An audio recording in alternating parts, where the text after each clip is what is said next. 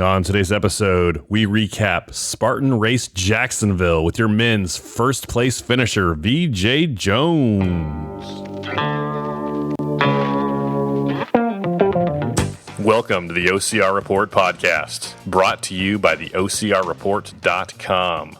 We are the only podcast to focus exclusively on the elite sport of obstacle course racing, from Spartan to Tough Mudder, to the OCR World Championships, and wherever the elites are racing, we are there.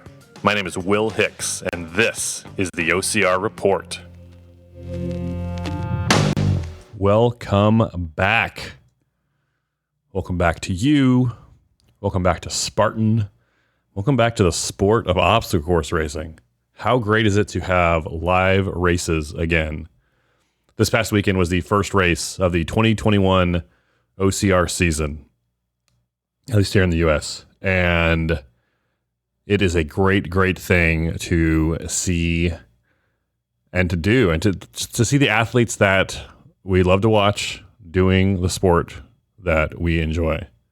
Very happy, very excited to have the first race of the season back this last weekend in Jacksonville.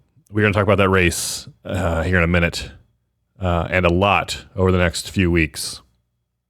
But first, be sure you are subscribed to the show, to this podcast, so you get all new episodes as soon as they go out.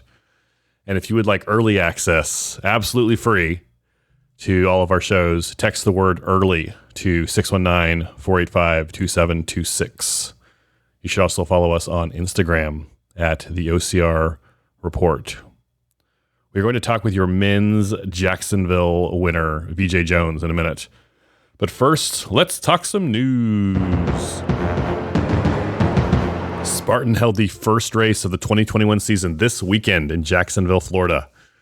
Originally scheduled to be the fourth race weekend of the year, but with cancellations or postponements of SoCal, Arizona, and San Jose, the race in Jacksonville became the first race of the year. In addition to being the first race weekend of the season, it was also the first race of the 5-race-long US National Series. The man and woman with the highest scores from their 3 best races of the series will be crowned the 2021 Spartan US champion. Let's talk race results, and then we will talk about the race. Your Spartan Jacksonville results.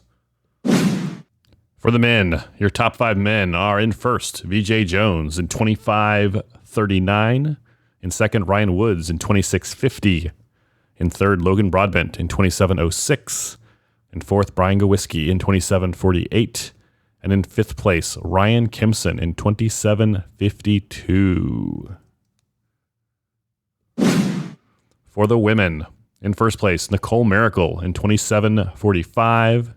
In second place, Mariam Goulet-Boussard. Mariam, I butcher your last name every time. I apologize. In 30:31. In third place, Rose Wetzel, 31:29. In fourth, Ashley O'Hara in 31:26. And in fifth, Alex Walker in 31:38. Congratulations to all the top 5 men and top 5 women, as well as everybody else who was out there. Let's talk about those results. So first place for the men, Veejay Jones. First place for the women, Nicole Miracle. We're going to talk a lot about Veejay, talk with Veejay also in a minute here. And for the women, we're going to have an entire episode just about Nicole and the women. I want to kind of break down the men for a minute here. In second place for the men, Ryan Woods. Ryan won the US National Series, the entire thing, a few years ago in 2018.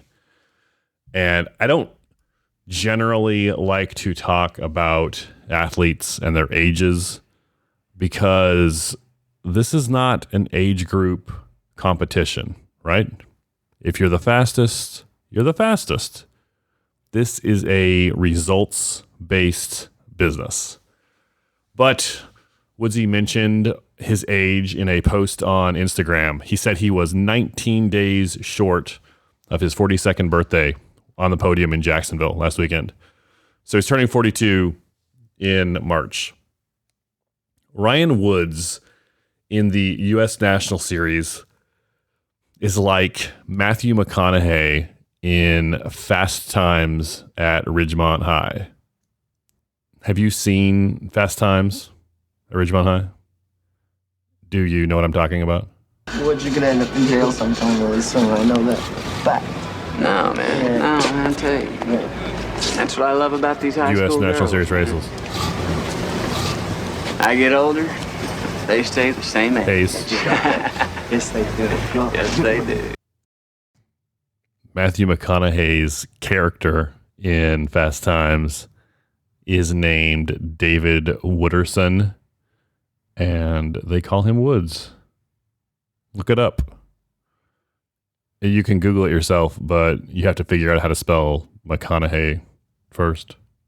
In third place was Logan Broadbent. Logan was more of a dark horse going into this race, but he has had strong performances in the past, especially at OCR World Championships. This is his best performance at a Spartan US National Series race. Fourth place was Brian Gowiski. Brian has been a strong athlete in OCR for several years. His best performances have been at World's Toughest Mudder in the team category. He's finished first in the 4-person team category at World's Toughest twice. Fifth place was Ryan Kempson. This race in Jacksonville could have come down, and maybe should have come down, to Kempson versus Veejay for first. Veejay talks about it today, and Kempson and I are going to talk about it. But with all other things being equal, the tire flip was where this race was decided, and it could have been Veejay versus Ryan for the end. At the end. In sixth place was Josiah Middaugh. We don't usually go this far down the podium, but Josiah, I want to make an exception for him.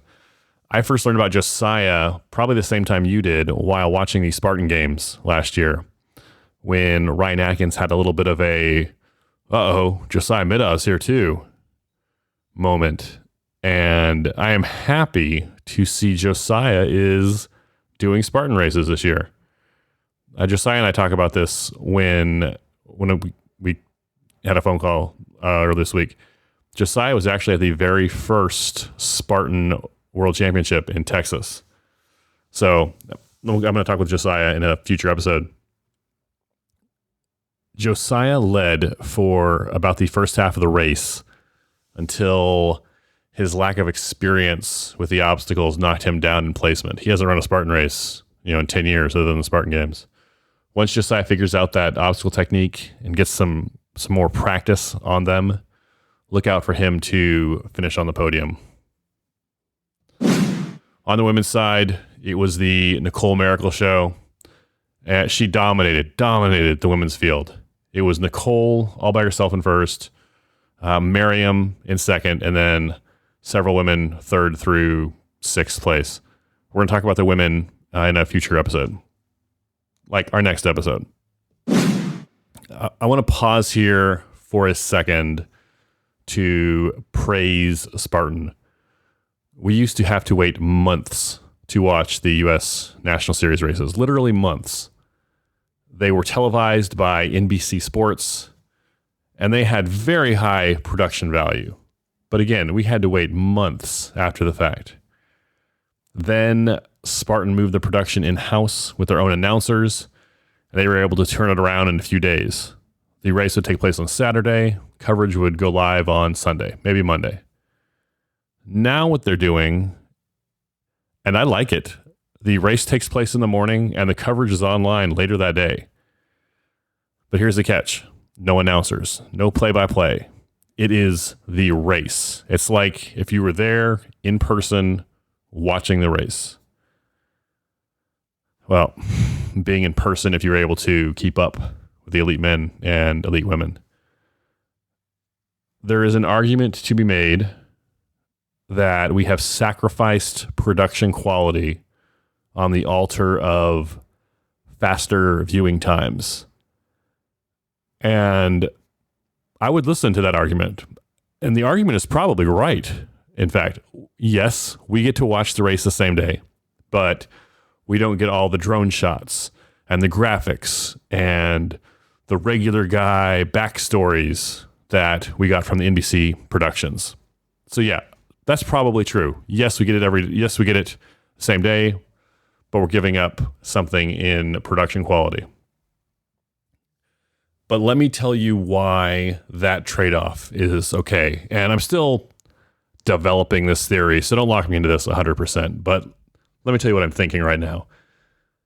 The audience for a Spartan race is Spartan racers. That is you, and that is me.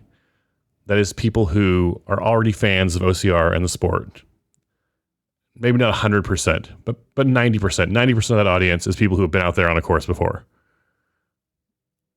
Whether it's NBC or online with commentators or just raw video footage, however they present that race, the audience is about the same. The people watching that are people like you and me.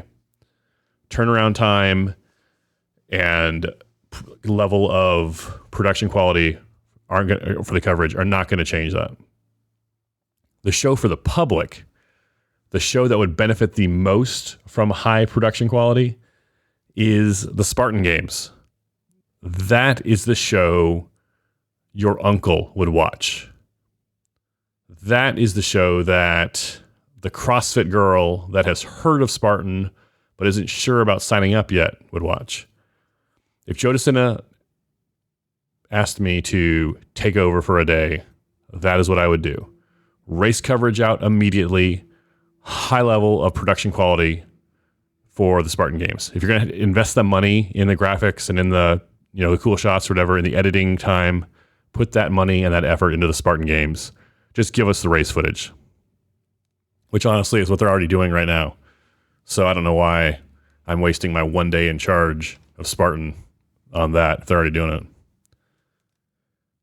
If I was in charge of Spartan for a day, I would get rid of burpees and replace them with sandbag penalty loops or Atlas ball penalty loops.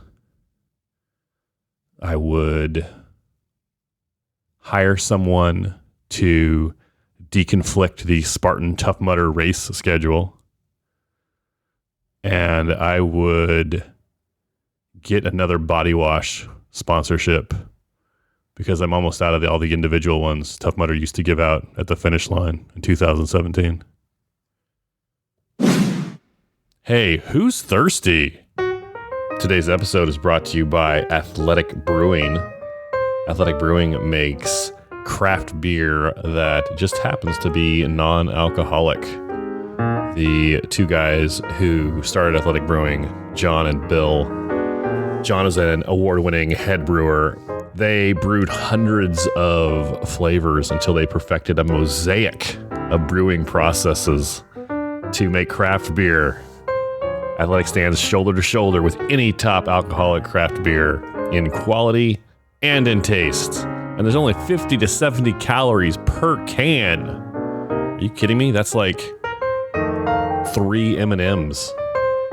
Athletic Brewing fits into any beer occasion, so you don't have to compromise your social life or choose between having great beer and keeping your edge. Go to athleticbrewing.com. Use the code OCR Report 15 for 15% off your first purchase. And if you buy 2 six-packs, you'll get free shipping.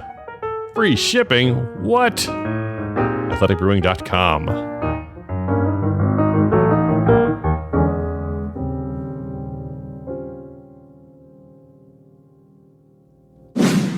We're going to talk with Veejay Jones in a minute here. The conventional wisdom on Veejay for years now has been, he's the next big thing, or look out for him soon, or this kid has potential. Be very wary when you hear the word potential. If someone says you have potential, what they're saying is you haven't done anything yet. Anyway, last year, 2020, was supposed to be the breakout year for Veejay. Obviously, 2020 didn't happen. But this weekend, Veejay looked good. He has always been fast, but over the past 12 months, he has gotten strong. This is the same deal as Nicole Miracle. Nicole has always been fast. But oh man, she looks strong now too. The Lindsay Webster versus Nicole Miracle back and forth has always been the best rivalry in OCR. Like the last 2 years, really. Lindsay has usually gotten the best of Nicole, but starting at the end, like some of the big races at the end of 2019, Nicole was winning races. Nicole started making moves back. Lindsay lives in Canada. She wasn't in Jacksonville due to travel restrictions. But I cannot wait until later this year when Lindsay and Nicole can go head to head. And on the men's side, Ryan Atkins has been so dominant for so long. The only thing that could make Atkins better is a rival like Lindsay and Nicole have in each other. And you can say John Albin, and you could say Hunter McIntyre, maybe even Robert Killian for 1 year. But John and Ryan only race against each other 2 or 3 times a year. Hunter has moved away from OCR the last few years to focus on CrossFit. Robert runs so many races, or at least he did for a stretch 2 or 3 years, that I don't know. No one has been able to match Atkins like punch for punch or race for race the way Lindsay and Nicole go up against each other. If Veejay can become the Nicole to Ryan's Lindsay, both Veejay and Ryan will benefit, as well as the sport of OCR. I am very excited to watch more races with Veejay this year. I told you more than once on this show, if you are an elite, get to Jacksonville. Some of the other elites either cannot or will not be there, and you will have a chance to make a move for the podium. And not to say I told you so, but someone told you so. That was absolutely the case this past weekend. The 2 biggest names to be absent were Ryan and Lindsay. But there were several other big names not in town. And I am telling you now, this is going to happen again at the next race in the series in Big Bear, California on May 16th. And I know, is Big Bear even going to happen? And I promise you, if you are asking that question, other elites are asking the same question. And I promise you, not all of them are going to show up. The Big Bear race. Big Bear is in California. I live in California. The elected officials in this state have no idea what they're doing with COVID and lockdowns and reopenings and reclosing and reopenings. I'm not going to get into it here because A, I'm tired of talking about COVID, and B, you're tired of listening to it. Here's a short story. Have you heard the expression, luck is where preparation meets opportunity? Luck is where preparation meets opportunity. If you are prepared, then Big Bear could be your opportunity, and you might just get lucky. Last bit of news. You may have seen some breathless headlines. Spartan settles class action lawsuit. You might have gotten an email. What is that about? Short story is absolutely nothing. Some lawyers made a bunch of money off of Spartan. You get nothing. Or you might get $5. The maximum you can get is $20 because of some fees Spartan charged a couple years ago. The judge said you can't charge those fees. You have to give some money back. So Spartan gives some credits $20, up to $20 in credit, and a bunch of lawyers made a bunch of money. There's info in your email if you want more information about it, if you want to try and get your $5 to $20 credit.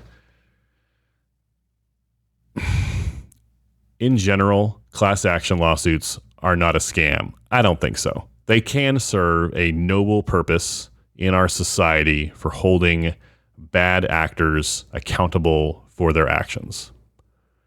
This is not one of those times. The only people who make money on lawsuits like this are the lawyers. This entire thing will not change your life or mine. I find the whole thing distasteful, and I don't even like dignifying it with as much time as I've given it here. Let's read some iTunes reviews. 5 stars. 5 stars. 5 stars. 5 stars. 5 stars. 5 stars. 5 stars. 5 stars. Our first review comes from The Cyberpunk. The Cyberpunk writes, the source for OCR, 5 stars. Cyberpunk actually spells it out. 5-star R. He uses five R's and then like 4 S's. 5 stars. Ha ha ha. So good. I wish I could give it 6 stars. Love news on the happenings in OCR and the interviews. Will has a great interview style, not to mention a very dry sense of humor. My only complaint is I wish there were more episodes. Thank you, Cyberpunk. If you want more episodes, you can check out my other show, World's Toughest Podcast, where we talk about any obstacle course race you'd like, as long as it's World's Toughest Mudder. Or you can check out the other shows in the OCR Report family, OCR Talk, Obstacle Running Adventures, and OCR Coven. He says I have a very dry sense of humor. I don't even know what that means, Cyberpunk, but I appreciate the kind words. Our next review comes from this guy's name, girl, I don't know. QUEYDSGJIE. This is the kind of word you like say if you're trying to summon Cthulhu. Quaidsg writes, 5 stars. OCR love. I love listening to the interviews with all the top athletes and beloved people of OCR. A great podcast for all the current information on this year's race schedule. Great job, Will. Thank you, Quaidsg. I tell my kids, we do not make fun of people's names. So my kids are like, oh, but we can make fun of other. And I'm like, no, that's not the lesson here. We don't. Someone's name is the most important word in the English language to them, or whatever language. We don't make fun of names. So Quaidsg, although Quaidsg, let's be honest, I doubt your mother held you to her bosom and said, look, dear, let's name her Quaidsg. Let's name him little Quaidsg. Doctor, does he look like a Quaidsg to you? So, anyway, I don't even know if I'm saying that right. Quaidsg likes the information on this year's race schedule. I have 2 calendars that I made for myself of the 2021 OCR season, and they keep changing. Like, I can post them, but they're always changing. One is all the Spartan races in the U.S., and one is everything else. Shoot me a text if you want a copy. 619-485-2726. Just mention the calendar. I'll shoot you a copy of my race calendars. Quaidsg, thank you for the review. You can be a part of the show like the Cyberpunk and Quaidsg by leaving a review on Apple Podcasts. Also, just open the purple podcast app on your iPhone or iOS device. Search for the OCR Report. Click our logo and then scroll down to click Write a Review. And I will read it on a future episode. If you don't have an Apple device, go to lovethepodcast.com/OCR. Enough about me. Enough of me. Ugh. Veejay Jones won the first race in the 2021 Spartan US National Series. Very excited to talk with him about the race. It's time to talk with Veejay Jones. Let's go to the phones. Veejay Jones, welcome to the show. Hey, man. Thanks for having me. Veejay, you just won the first race of the Spartan US National Series. Congratulations. Thank you. Feels good. Everything went kind of according to plan. Not exactly, but it was a good weekend. Well, tell me about that. What was the plan going in? Well, once we released the course map, everything kind of became clear. It's about the race really didn't start, at least amongst the top few guys. You knew those few people that wanted the win. And amongst those people, the race wasn't going to start until the bucket carry. So you had about 2 miles of running through really crappy terrain, and it's just basically about hanging on to whoever's in front. And after you get past that, then it's an obstacle race. And my plan was to stay in touch, wait until we started hitting obstacles, and that's my strength. That's what I came for. So once we started hitting a bunch of obstacles, start putting in work, and you should be able to win it, just based on experience and the way I moved through obstacles and what I knew about myself. So that was the plan. And it went pretty much according to plan, but there was the big wrecking ball that hit everyone in the field. But it was still a good race. Okay, I want to talk about the wrecking ball in a minute. But first, what happened at the bucket carry? The race doesn't start till the bucket carry. What happened to the bucket carry? So someone I didn't expect, I guess I heard in passing that Josiah was going to show up, and it was, I didn't really know a ton about him. I knew he was an amazing athlete, Xterra world champion, snowshoe and snow bike champion and stuff like that. So I didn't really know what to think about him. I didn't have a lot of info or anything, but he came out flying. Like, the worse the terrain was, the better he moved. It was incredibly impressive to watch him through the mud, the water, and everything. He was just flying, and Kempson was doing really well there too. And that was just clearly a skill set that I lack. So I relied on some fitness to carry me through, but it was rough. It was pretty rough. So I just had to kind of stay in touch. And I even fell down in the mud at one point. It was amazing. And I got that on the live feed too. So check it out. But after, once we hit the bucket, I felt good. And I went back and looked at times, and it looks like I had the fastest bucket by like a second or two. And I was ready for it. I was able to pick up the bucket. I was in 4th place at the time. Woodsy had a little confusion with his bucket or something. I don't know. He wanted to look at it and make sure it was right, or I don't know. And I was able to pass him there. And then I made up, a few strides on Kempson, was able to come out right behind him out of that obstacle. And we went kind of side by side into the water. And then things really started to shake out. We only had 2 obstacles there, but Josiah already had a pretty good lead. And through inverted wall and Atlas stone, I was able to close the gap to him, get right on him again.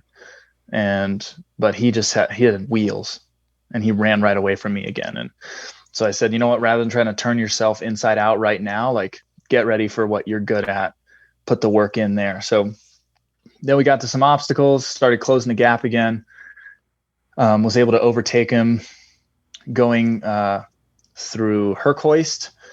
And then on the spear, I was really efficient with the spear. I was able to pull it quick and throw it quickly. And that set me off in front.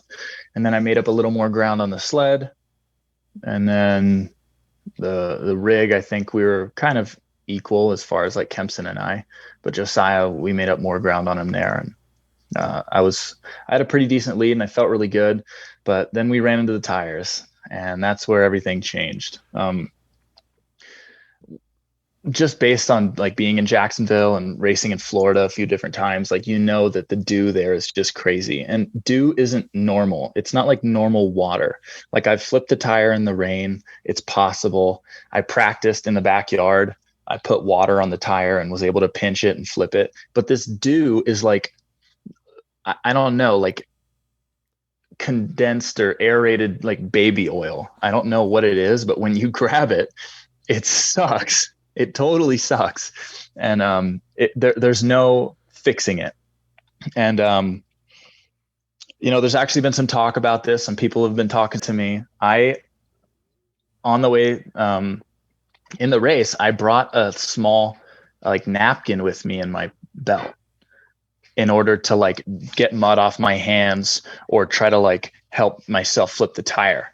But when I ate shit running through that water, I soaked the towel, and it was no good. So if you look at the live feed, I take out this little like napkin to try to wipe water off the tire, and I look at it and I'm like, this thing's just as wet as the tire is, and it's not going to help. So I had to figure out different strategy.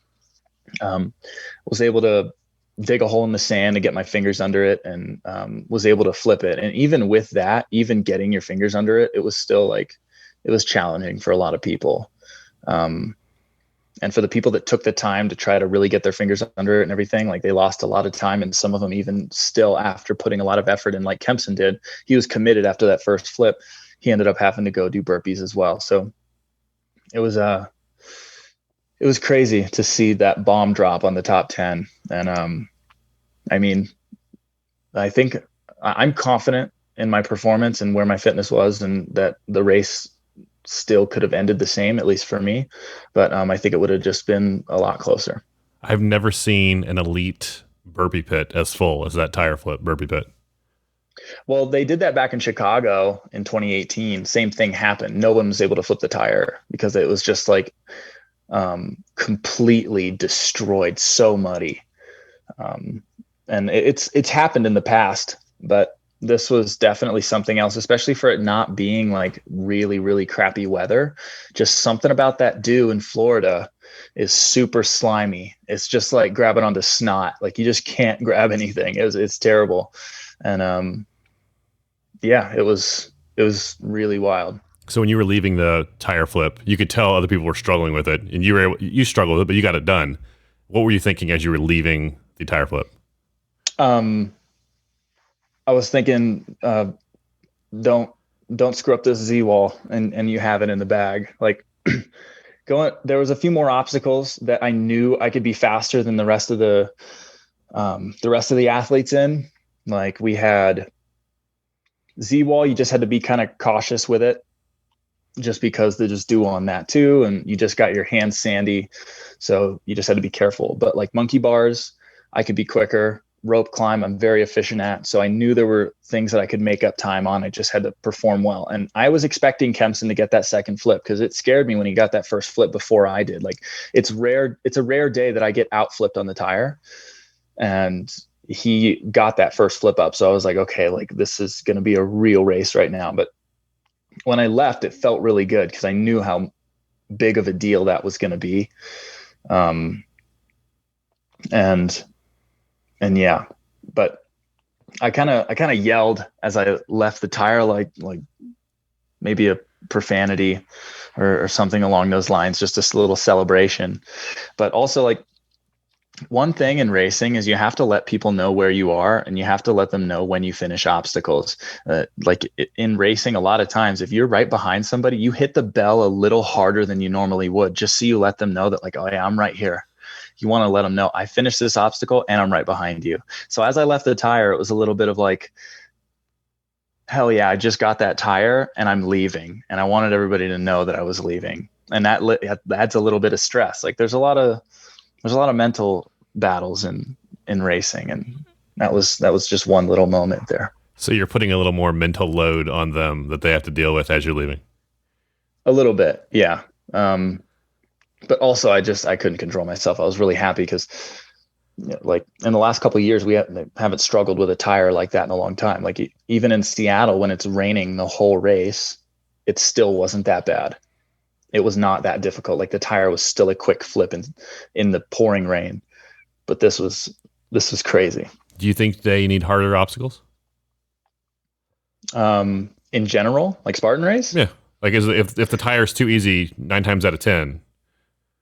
Not necessarily. I think it's a good challenge. And a lot of the lighter weight people, and especially people new to the sport, like people with tons of leg speed that come out, it takes a lot of effort to do. Someone like me, I'm naturally a little bigger, not like muscular, but just this like frame. So I can get good leverage on the tire. And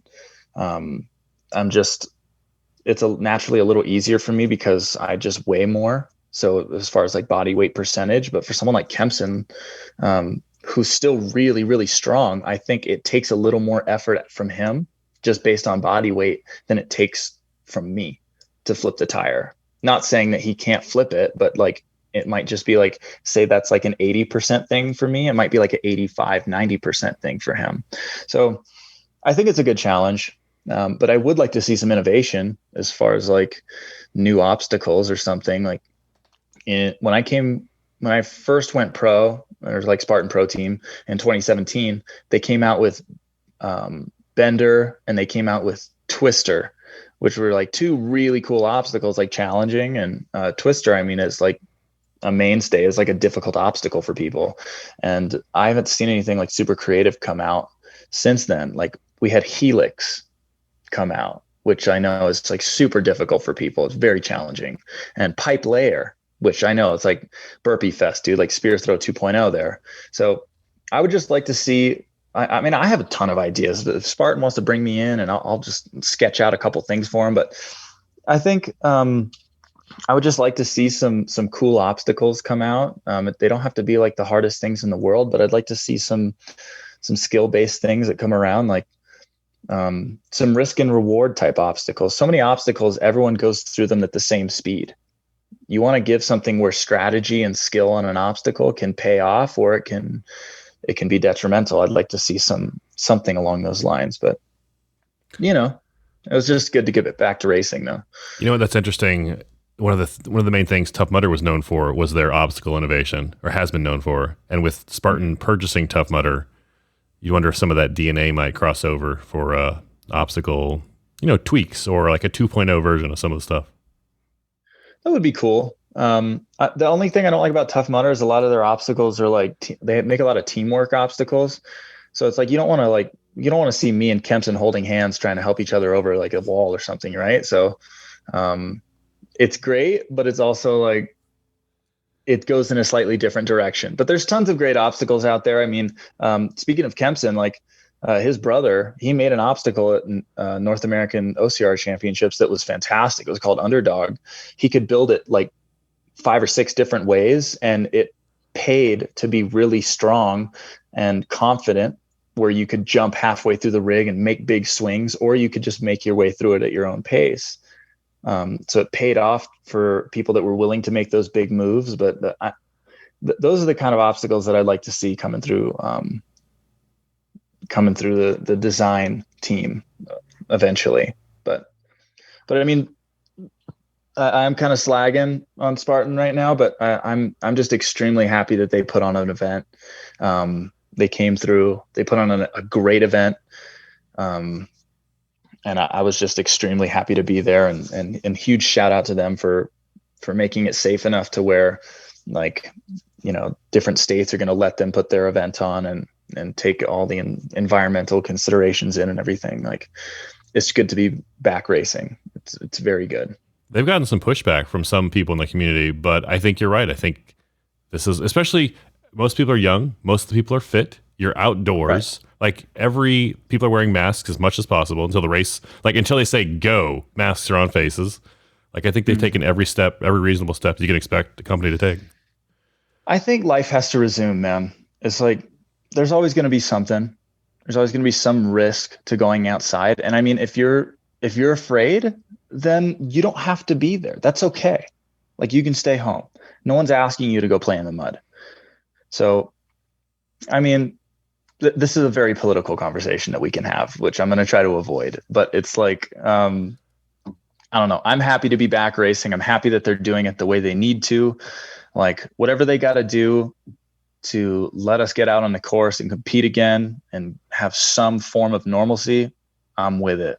And yeah. Let's go back to the race. I like being there. Let's go back to the race. You were, after the tire flip, you were, for the most part, by yourself. You knew guys were behind you, but there wasn't that pack like there was the first half of the race. What were you thinking going through those last few obstacles toward the finish line? I pushed for a little bit.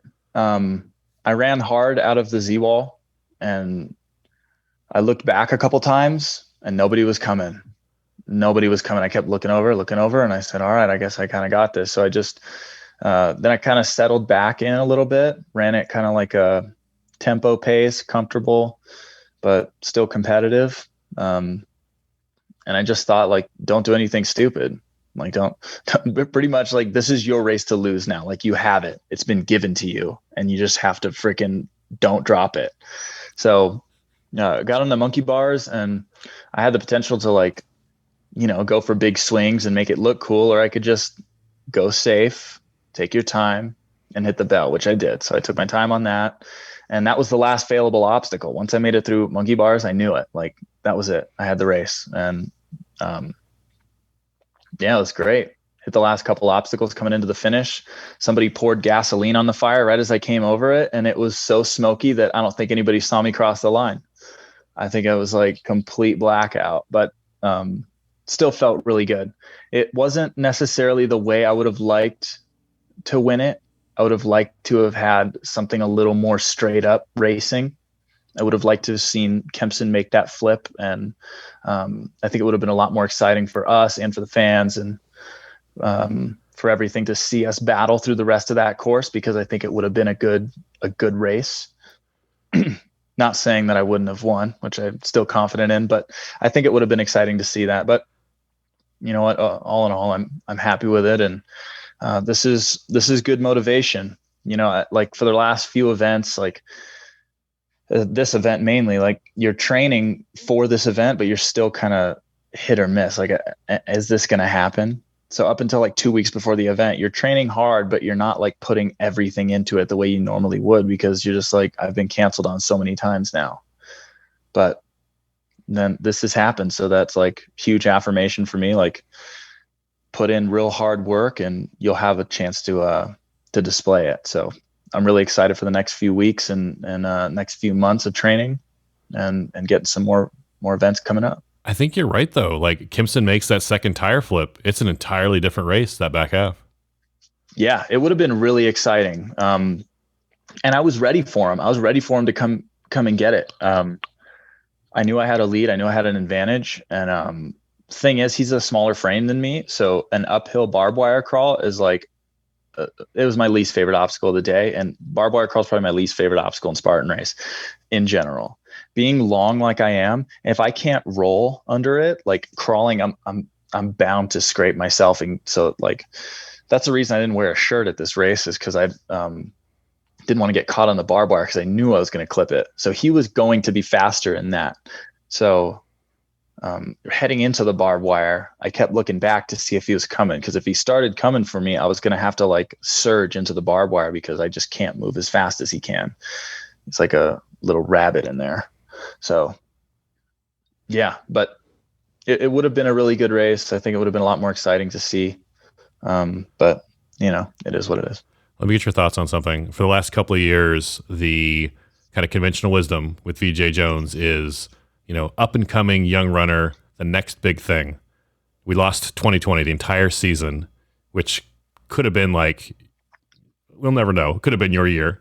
You've won the first race of the season. How do you feel about 2021? I feel really good.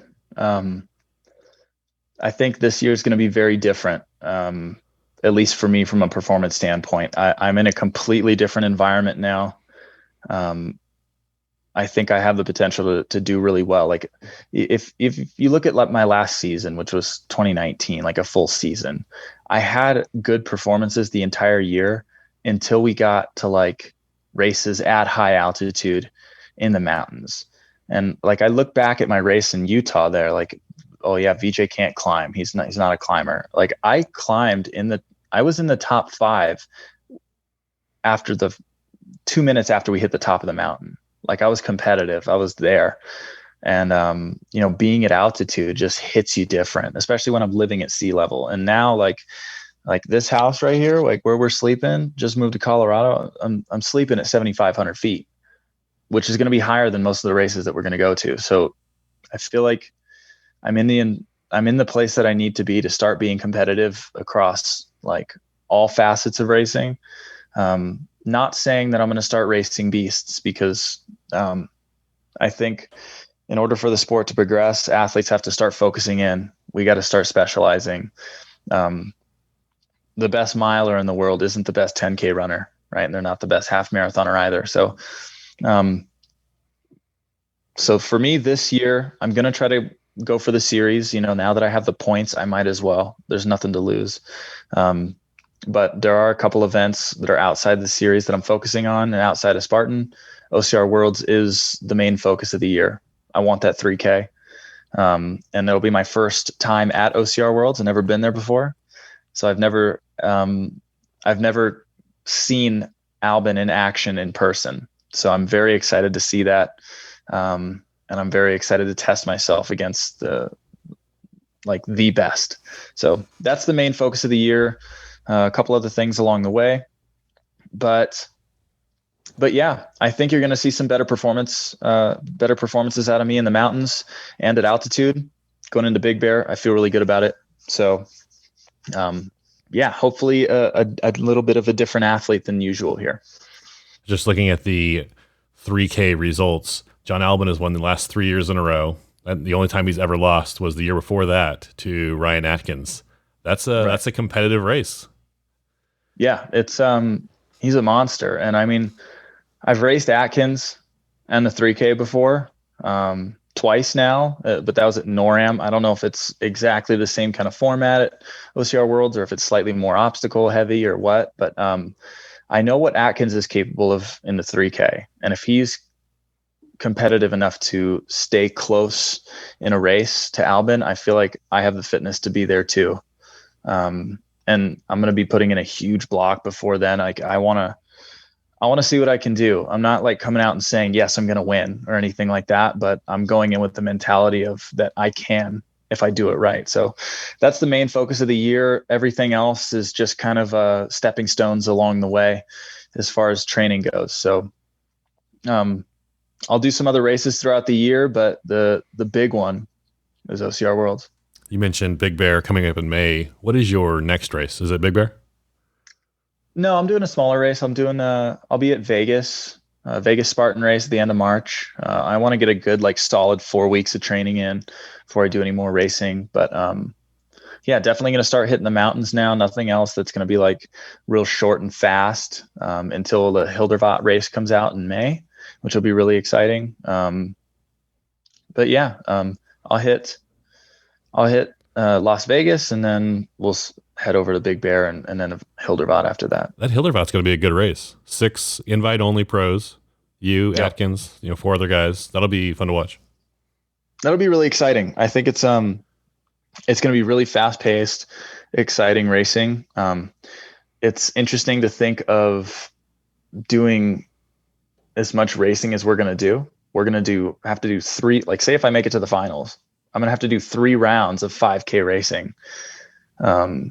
So that definitely plays into Atkins' strengths. Like he seems to get stronger as he goes longer. So like giving him like 3 rounds of racing seems to be good.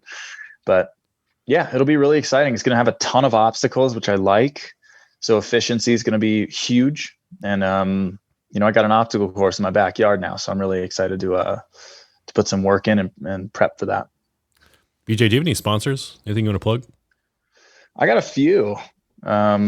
First thing I'd like to talk about, though, I had a lot of questions about this over the weekend. People already kind of know about it, but I've worked with Richard Diaz for the last couple of years, learned a ton from him, and him and I partnered last year and created a program called the OCR Performance Project. And this is taking my obstacle experience, the workouts, and the programs that have made me a successful racer, and his 30 years of run experience. And we're putting that together into a really cool program that's been training athletes called the OCR Performance Project. And it's been doing really well. I've seen some awesome results from the athletes. Like you can give people good training, but unless you see like that they're participating in the workouts and then you see their times come down, you see their performances get better, it's just so gratifying and it feels really good. And I want to present that to some other people as well. So if you go on my Instagram, click the link in my bio or go to diazhumanperformance.com, you can see the OCR Performance Project. But yeah, hand-built workouts from Rich and I, programming specifically for OCR. So if you're trying to make 2021 your best year yet, let us help you. We can do that. And then going into sponsors, partnered with a new one this year, Virus International. They make compression gear. They're the best compression on the planet. Range of motion is huge for me. So having non-restrictive compression is really big. And we just started working on creating a new OCR line. So we're going to have some very, very cool OCR specific gear coming your way before the end of the year. And so keep an eye out for that. And I also work with Salming Running, who has been really good to me the last couple of years. I work with Venga CBD, who's a Colorado-based CBD company. WADA compliant, which is really important. Keep an eye out for that. And I also renewed with Naked Running or Naked Sports Innovations. They make a running vest and a running band that I used. I actually ran with it in the race, carried a couple things with me in Jacksonville, and it's great for all of my training, especially if you're getting out on the mountains and everything. I just got really annoyed with my keys always jingling whenever I ran. I was just constantly listening to these keys jingling. Found Naked Sports Innovations. I tried their band on, put my keys in there, and it didn't jingle, and I was like, sold. So, and it carries a ton of stuff. Like you can wear a band and you can put like 3 water bottles, a phone, and like all kinds of stuff. Your napkin. No napkin. It works. It works, dude. And I checked the rules. Okay. People were like saying like, oh, they're complaining about me like publicly on social media and saying that I was trying to cheat and stuff. Like 1, I didn't end up using the napkin. It didn't work. 2, look at the rules, dude. There's nothing about it in the rules. And if they change that, I will listen. But until then, be quiet. Isn't the rule something like you can use whatever, but if you carry it in, you have to carry it out, right? Like you can't leave anything on the course. You can't pick anything up. Like if you bring a jacket, you have to carry the jacket the whole way, that kind of thing. Right. Yeah. So they have this really open-ended, vague thing that's like, you can't use something if it gives you an unfair advantage. And the reason I brought a napkin is because I didn't wear a shirt that day. If I would have worn a shirt, I would have taken my shirt off to do whatever I was doing, but I didn't want to wear a shirt because of the barbed wire crawl. Like in San Jose, or like a couple of years ago, I think 2018, I used my shirt to flip the tire because I was able to clean the like ice. There was like frost on it. And it works the same. It's the same principle. So what's the difference between bringing a shirt and bringing a towel, or bringing a towel and bringing gloves? If I put the gloves on and they're dry, oh no, I cheated. What a guy. Like, I don't know. People are just looking. Everyone's making a lot of excuses coming out of this weekend. It seems to be like the main thing right now, which is very cool. But I don't know. I don't like people trying to question my character and trying to say that I tried to cheat when I have no intention of doing anything like that. So were the people saying that people on the course with you, or were they people that were on their couch? It was afterwards. No one said anything to me, but a couple people that raced had like questioned it. Right. And people like after the race were like calling race officials, trying to get me DQ'd after the race, making problems about that. And that's not cool. Like I don't have any ill will towards anybody that races out there, but that's kind of like really, you're just going to call and try to get me DQ'd because what, you finished like 20th place and you want to get 19th? Like, no, don't be like that. That's not cool. So I don't know. Like I followed the rules. I did what I was supposed to. And you know, if they want to make it illegal after this, then that's fine. You know, whatever. Like they made walking on the truss illegal after I did it in like 2015. So, but it wasn't illegal until then. So when did you walk on the truss? Which obstacle? The A-frame. So on the A-frame, I just walked right up the truss in the middle of the obstacle. And like, I think I did this in like 2015. I think it was 2015. That's why Ryan Woods got in trouble for it like 3 years later. Yeah. So like what people don't know is like actually that rule was put in because of me. So in theory, he got disqualified years later because as a teenage child, I walked up the truss. So sorry, Ryan Woods. I didn't mean it. How can people follow you on social media? My name's Veejay Jones. So if you look at Veejay Jones on social media, like Instagram per se, I'm there. But it's not just a V and a J. If you look up a V and a J, it's not going to work.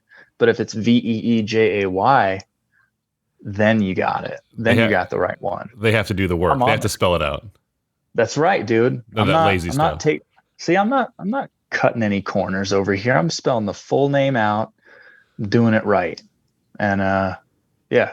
So if you want to follow me on social media, that's where I am. I post cool stuff. I'm posting some really interesting stuff lately because I just moved. I'm building an obstacle course. I got this European OCR champion staying with me right now, and he's a monster. So he's teaching me the ways of having really strong grip and one-arm pull-ups and stuff. So that's really exciting. So follow along. Veejay, any last thoughts on Spartan Jacksonville or anything else? You know, I learned a lot about like my personal fitness. I haven't been able to test it out. Like you just can't run the same at altitude as you can at sea level. So I learned where I'm at and what I need to work on. And you know, a lot of different things happened, but the end result was still the same as I wanted it to be. So I can't complain. But I think you can be prepared to see a faster and stronger version of me later in the year once I have some solid months of training underneath me. It's going to be a good year. Veejay Jones, thanks much. Thanks, man. Special thanks to Veejay Jones for preparing this episode. Well done, Veejay. Good luck the rest of the year. I'm sure we'll talk more with Veejay as the season goes on. Don't forget to leave a review on Apple Podcasts. Don't forget to go to athleticbrewing.com. Use code OCR Report 15% off your first order. And buy 2 six-packs. Get a free shipping there. How great is it to have live races back? I had my first live in-person trail race of the year this weekend. Say 50K. Wish me luck. When is your first race? When will you be back on the course? Let me know. 619-485-2726. I will talk with you soon. Go spend time with someone you love.